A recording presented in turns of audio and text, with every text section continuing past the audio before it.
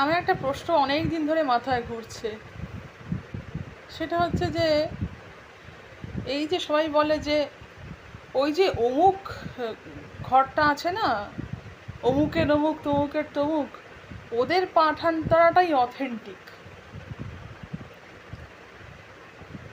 সবাই বলছে যে ওটাই অথেন্টিক। সবাই জানলো কি করে যে ওটাই অথেন্টিক? আর সবাই যদি জানে যে ওটাই অথেন্টিক, তাহলে নিশ্চয়ই তারা জানে যে কোনটা অথেন্টিক। তাহলে তারা অথেন্টিকটা বাদ দিয়ে ডিস্টর্টেডটা কেন গায়? মানে এক এক জায়গায় এক এক রকম গায়।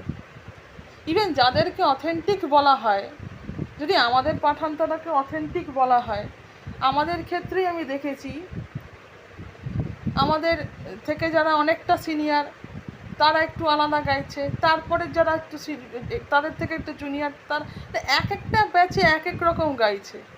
নিজেদের মধ্যেই এই যে অথেন্টিক পাঠান্তরাতেই যদি এত চেঞ্জেস থাকে, তাহলে এই বাইরে থেকেই তকমাটা দিচ্ছে কিভাবে যে এটাই অথেন্টিক? হ্যাঁ, যদি কোনো কারণ থেকে থাকে যে এটা অথেন্টিক হওয়ার কারণ থাকতেই পারে, তাহলে লোকে জানছে কি করে ওটাই অথেন্টিক? আর লোকে যখন জানেই ওটা অথেন্টিক, তখন অথেন্টিকটা বাদ দিয়ে অন্য কিছু গাইছে কেন?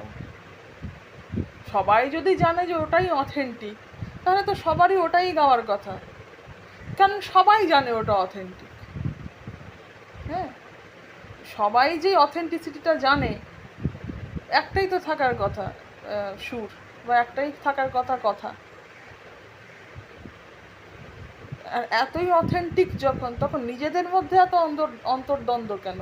নিজেদের শিষ্য পরম্পরাতেই বা এত অন্তর্দ্বন্দ্ব কেন? তো হোয়াট ইজ দিস অথেন্টিসিটি? জানি না বাবা, যে অথেন্টিসিটিতে নিজেদের মধ্যেই অন্তর্দ্বন্দ্ব, আর বাইরের কথা তো ছেড়েই দিলাম। এইসবের মানে বুঝি না।